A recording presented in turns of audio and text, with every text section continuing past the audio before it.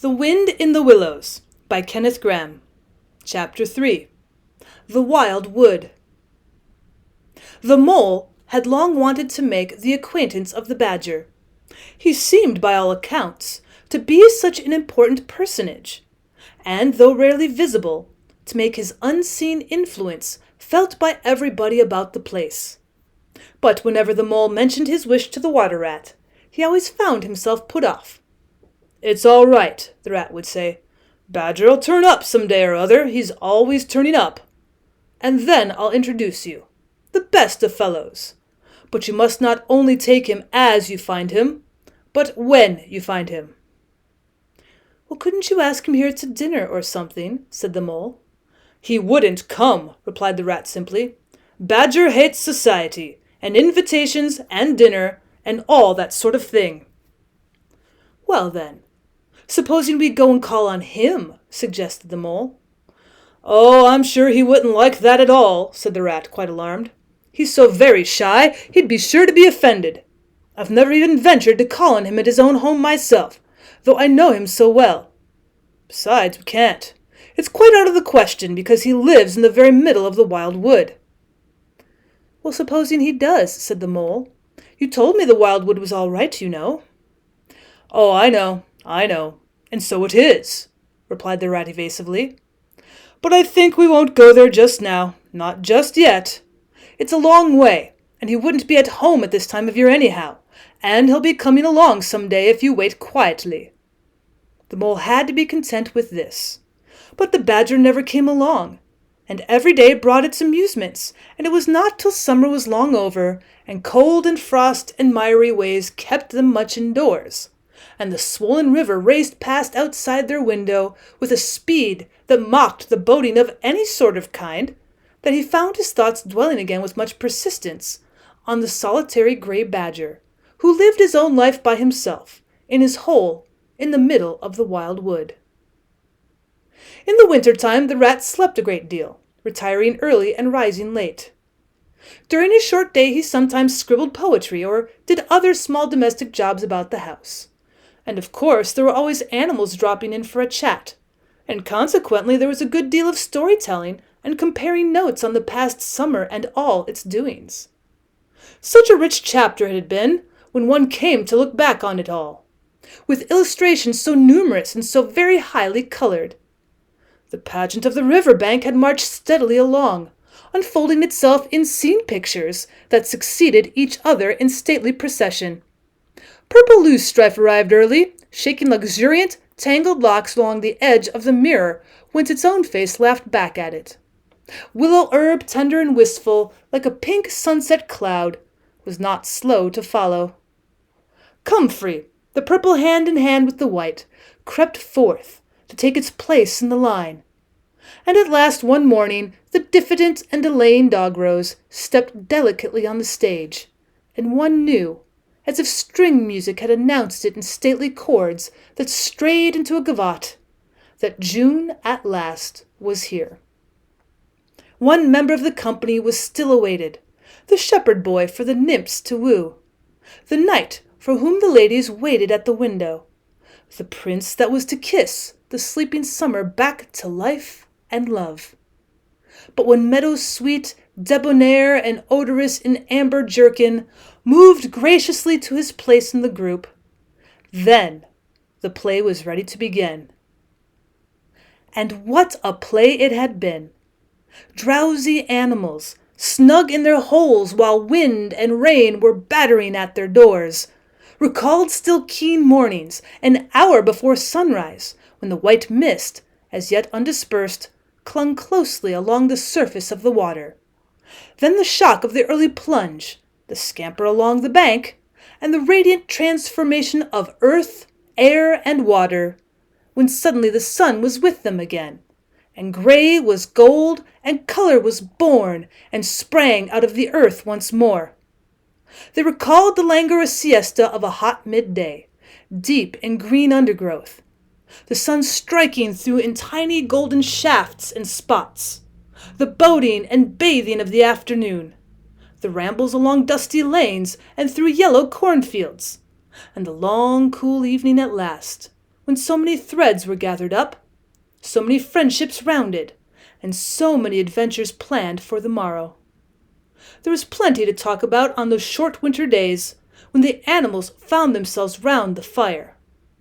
Still, the mole had a good deal of spare time on his hands, and so one afternoon, when the rat in his armchair before the blaze was alternately dozing and trying over rhymes that wouldn't fit, he formed the resolution to go out by himself and explore the wild wood, and perhaps strike up an acquaintance with Mr. Badger.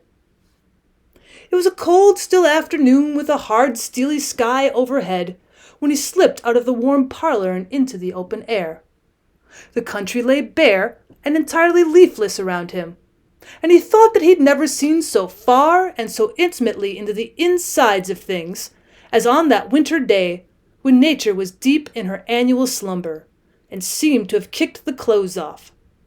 Copses, dells, quarries, and all hidden places, which had been mysterious mines for exploration in leafy summer, now exposed themselves and their secrets pathetically, and seemed to ask him to overlook their shabby poverty for a while, till they could riot in rich masquerade as before, and trick and entice him with the old deceptions.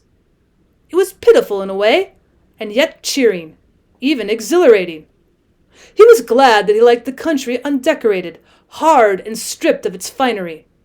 He had got down to the bare bones of it, and they were fine and strong and simple. He did not want the warm clover and the play of seeding grasses, the screens of quickset.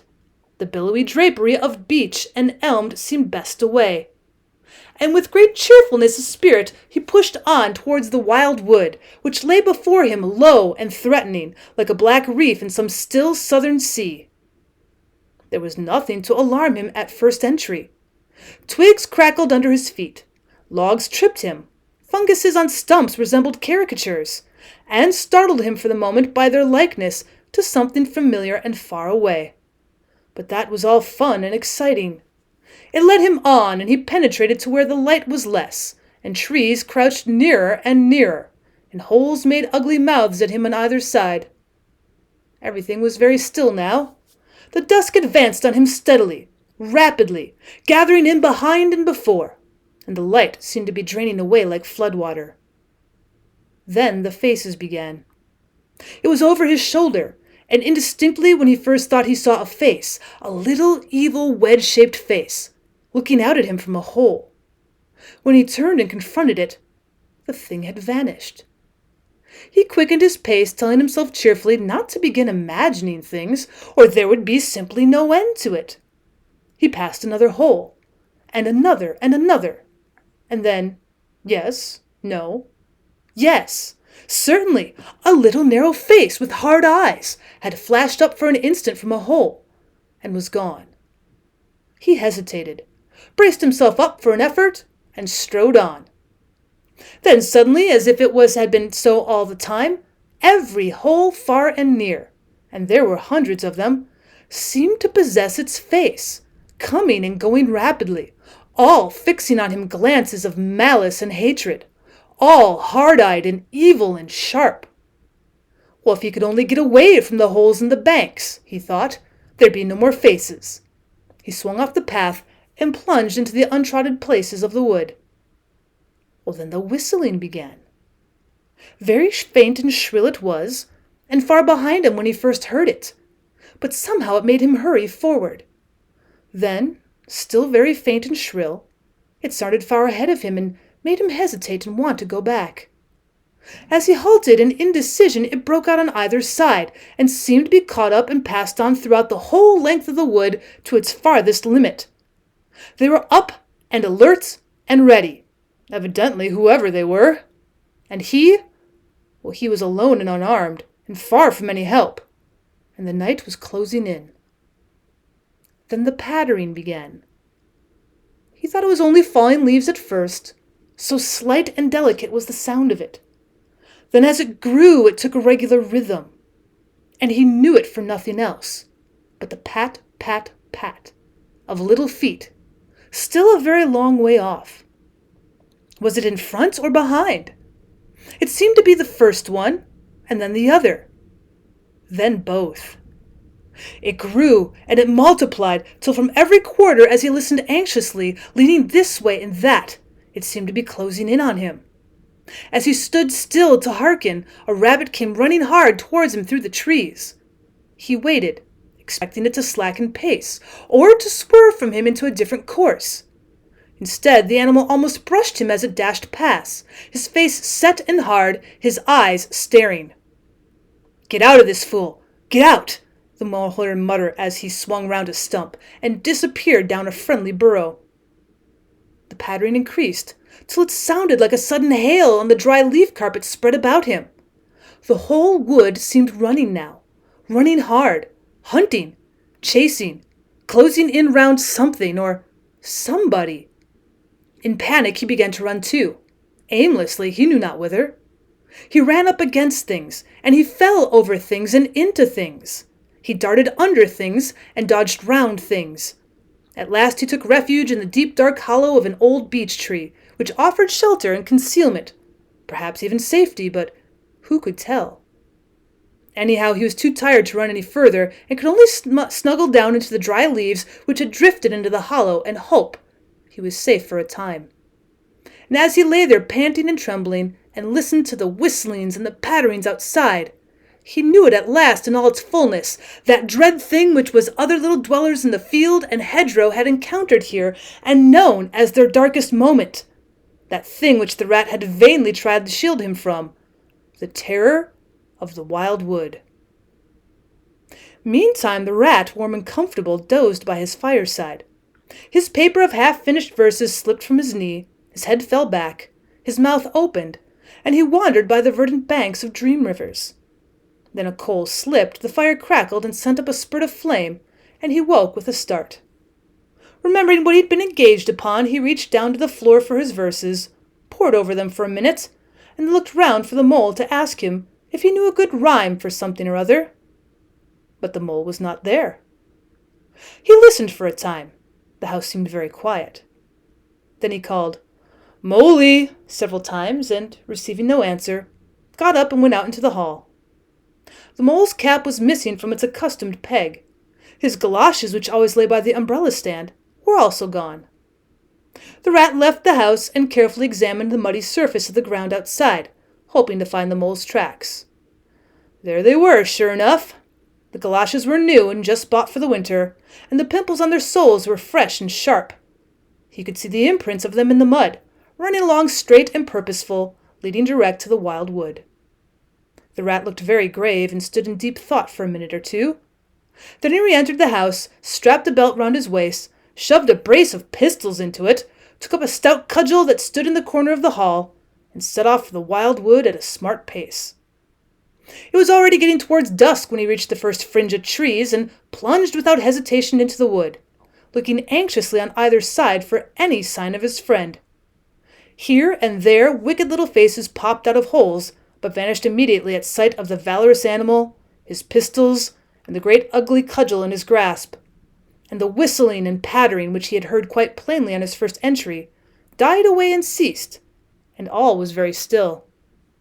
He made his way manfully through the length of the wood, to its furthest edge. Then, forsaking all paths, he set himself to traverse it, laboriously working over the whole ground, and all the time calling out cheerfully, "Moley! Moley! Moley! Where are you? It's me. It's old Rat."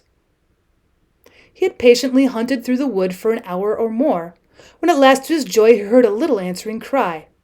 Guiding himself by the sound, he made his way through the gathering darkness to the foot of an old beech tree with a hole in it, and from out of the hole came a feeble voice saying, "Ratty, is that really you?" The rat crept into the hollow, and there he found the mole, exhausted and still trembling. "Oh, Rat," he cried, "I've been so frightened you can't think." "Oh, I quite understand," said the rat soothingly. "You shouldn't have really gone and done it, Mole. I did my best to keep you from it. We river-bankers, we hardly ever come here by ourselves. If we have to come, we come in couples at least. Then we're generally all right. Besides, there are 100 things one has to know, which we understand all about and you don't, as yet. I mean passwords and signs and sayings which have power and effect, and plants you carry in your pocket, verses you repeat, and dodges and tricks you practice. All simple enough when you know them, but they've got to be known if you're small, or you'll find yourself in trouble. Of course, if you were Badger or Otter, it would be quite another matter." "Well, surely the brave Mr. Toad wouldn't mind coming here by himself, would he?" inquired the Mole. "Old Toad," said the Rat, laughing heartily. "He wouldn't show his face here alone. Not for a whole hatful of golden guineas, Toad wouldn't."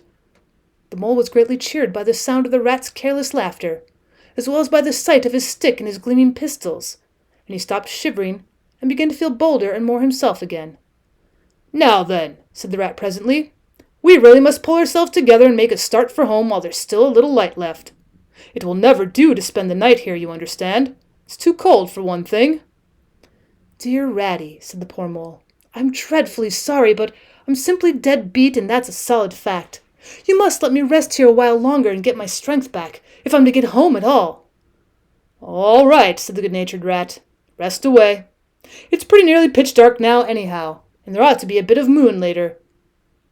So the Mole got well into the dry leaves and stretched himself out, and presently dropped off into sleep, though of a broken and troubled sort, while the Rat covered himself up too as best he might for warmth, and lay patiently waiting, with a pistol in his paw.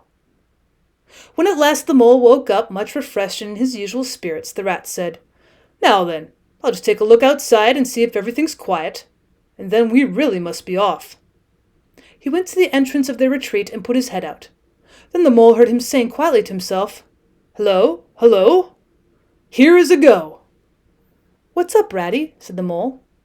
"Snow is up," replied the Rat briefly, "or rather down. It's snowing hard." The Mole came and crouched beside him, and looking out saw the wood that had been so dreadful to him in quite a changed aspect. Holes, hollows, pools, and pitfalls and other black menaces to the wayfarer were vanishing fast, and a gleaming carpet of fairy was sprinkling up everywhere that looked too delicate to be trodden upon by rough feet. A fine powder filled the air and caressed the cheek with a tingle in its touch, and the black boles of the trees showed up in a light that seemed to come from below. Well, it can't be helped," said the Rat after pondering.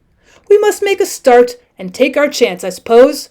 The worst of it is, I don't exactly know where we are, and now the snow makes everything look so very different." Well, it did indeed. The Mole would not have known it was the same wood. However, they set out bravely and took the line that seemed most promising, holding on to each other and pretending with invincible cheerfulness that they recognized an old friend in every fresh tree that grimly and silently greeted them, or saw openings, gaps, or paths with familiar turn in them, in the monotony of white space and black tree trunks that refused to vary. An hour or two later, they'd lost all count of time. They pulled up, dispirited and weary and hopelessly at sea, and sat down on a fallen tree trunk to recover their breath and consider what was to be done. They were aching with fatigue and bruised with tumbles. They'd fallen into several holes and got wet through.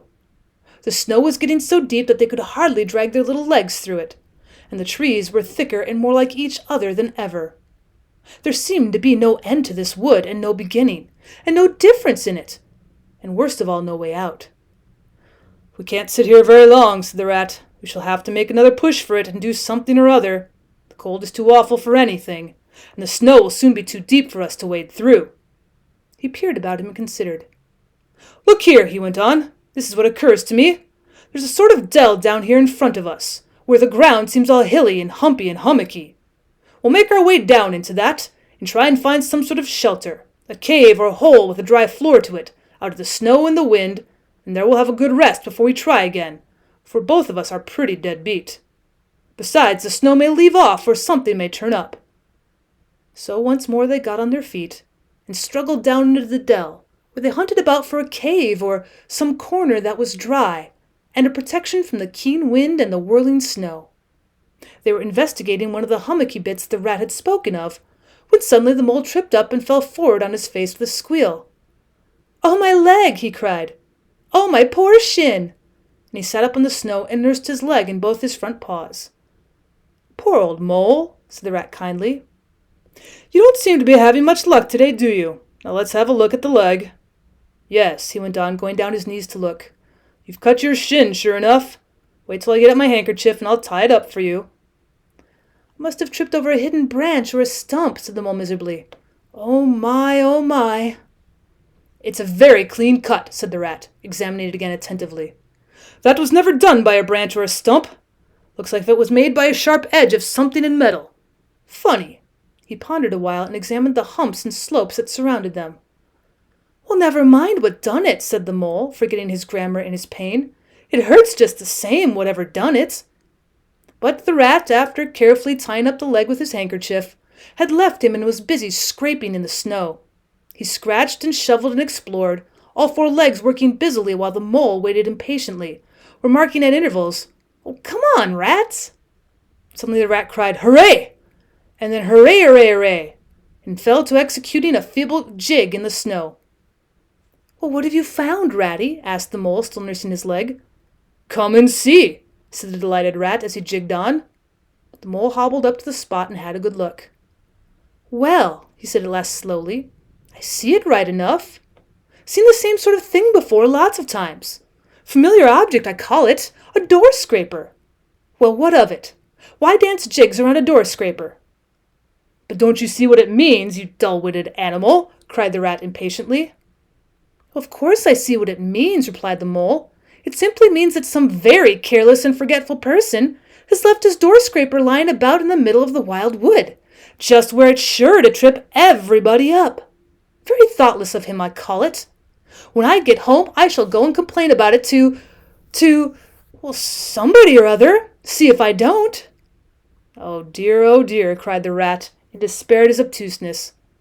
Here, stop arguing and come and scrape. And he set to work again and made the snow fly in all directions around him.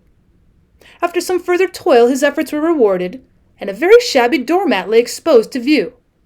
There! What did I tell you? Exclaimed the rat in great triumph. Well, absolutely nothing whatever, replied the mole, with perfect truthfulness. Well, now, he went on, you seem to have found another piece of domestic litter, done for and thrown away, and I suppose you're perfectly happy. Better go ahead and dance your jig around that if you've got to, and get it over, and then perhaps we can go on and not waste any more time over rubbish heaps. Can we eat a doormat? Or sleep under a doormat? Or sit on a doormat and sledge home over the snow on it? You exasperating rodent. Do you mean to say, cried the excited rat, that this doormat doesn't tell you anything? Really, rat, said the mole quite pettishly, I think we've had enough of this folly. Who ever heard of a doormat telling anyone anything? They simply don't do it. They're not that sort at all. Doormats know their place. Now look here, you thick-headed beast, replied the rat, really angry. This must stop. Not another word, but scrape. Scrape and scratch and dig and hunt round. Especially on the sides of the hummocks if you want to sleep dry and warm tonight, for it's our last chance. The rat attacked a snowbank beside them with ardor, probing with his cudgel everywhere and then digging with fury. So the mole scraped busily too, more to oblige the rat than for any other reason, for his opinion was that his friend was getting light-headed. Some 10 minutes' hard work, and the point of the rat's cudgel struck something that sounded hollow. He worked till he could get a paw through and feel, and he called the mole to come and help him. Hard at it went the two animals, till at last the result of their labor stood in full view of the astonished and hitherto incredulous mole. In the side of what seemed to be a snowbank stood a solid-looking little door, painted a dark green. An iron bell pull hung by its side, and below it on a small brass plate neatly engraved in square capital letters they could read by the aid of moonlight, Mr. Badger. The mole fell backwards on the snow from sheer surprise and delight. Rat! He cried in penitence. You're a wonder! A real wonder, that's what you are! I see it all now. You argued it out step by step in that wise head of yours, from the very moment that I fell and cut my shin. And you looked at the cut, and at once your majestic mind said to itself, Door scraper. And then you turned to and found the very door scraper that done it. Did you stop there? No. Some people would have been quite satisfied, but not you. Your intellect went on working. Let me only just find a doormat, says you to yourself, and my theory is proved. And of course you found your doormat. You're so clever. I believe you could find anything you liked. Now, says you, that door exists as plain as if I saw it. There's nothing else remains to be done but to find it. Well, I've read about that sort of thing in books, but I've never come across it before in real life. You ought to go where you'll be properly appreciated. You're simply wasted here among us, fellows. If I only had your head, Ratty. But as you haven't, interrupted the rat rather unkindly, I suppose you're going to sit on the snow all night and talk. Get up at once and hang on to that bell pull you see there and ring hard as you can while I hammer. While the rat attacked the door with his stick, the mole sprang up at the bell pull, clutched it and swung there, both feet well off the ground, and from quite a long way off they could faintly hear the deep-toned bell respond.